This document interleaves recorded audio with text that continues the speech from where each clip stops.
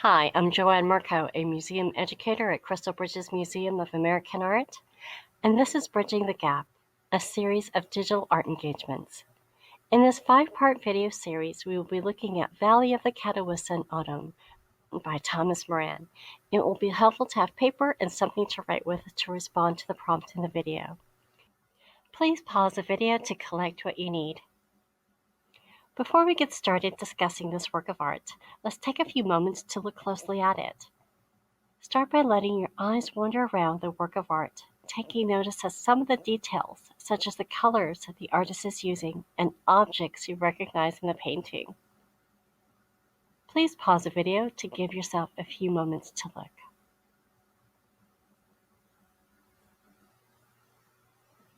This video is the fourth and final step of a 5-part video series where we are exploring Thomas Moran's Valley of the Catawissa by using Edmund Feldman's 4-step art critique.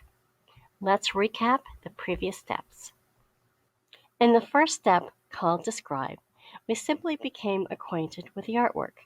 We quickly realized Thomas Moran painted a landscape in the midst of autumn splendor.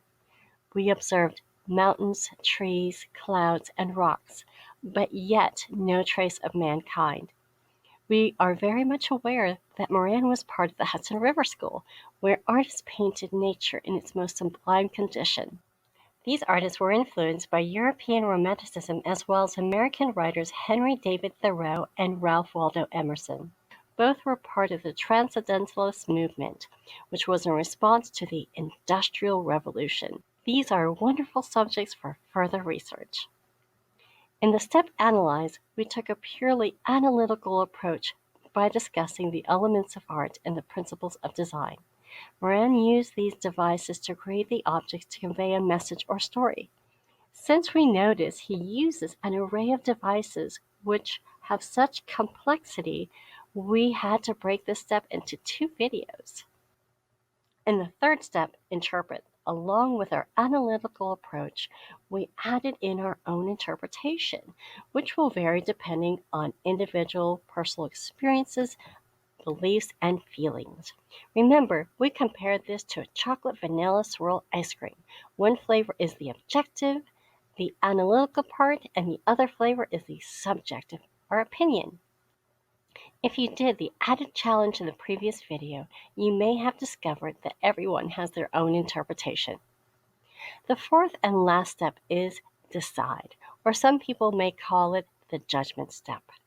This step is purely subjective, meaning you'll decide how you personally feel about this painting. Here are some questions to guide your decision. I will pause briefly between each question so you can jot down your answers. Remember, there are no wrong answers in this step. What are the best things about this artwork?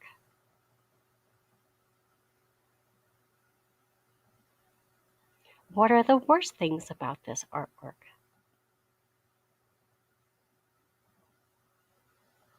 Would you change anything in this painting? If so, how?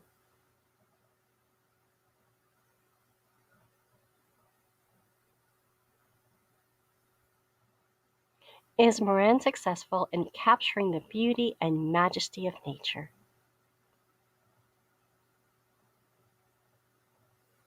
Do you like this artwork? Why or why not?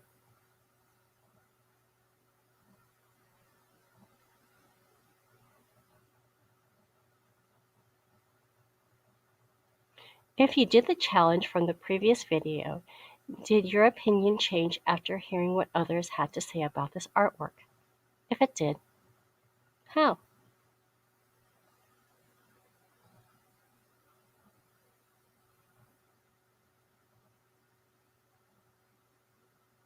Why do you think people study Moran's artwork?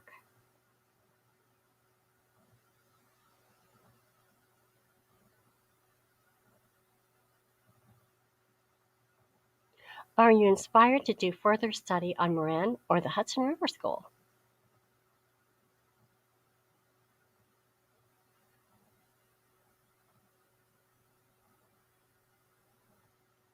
Lastly, would you hang this artwork in your house? And why?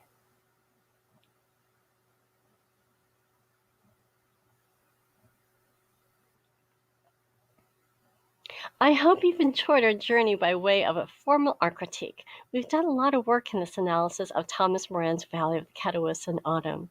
Remember, you now have Edmund Feldman's 4-step art critique in your mental toolkit for future art analysis. Be sure to take your time for each of these questions and write down your thoughts. Thank you for watching. This has been Bridging the Gap from Crystal Bridges.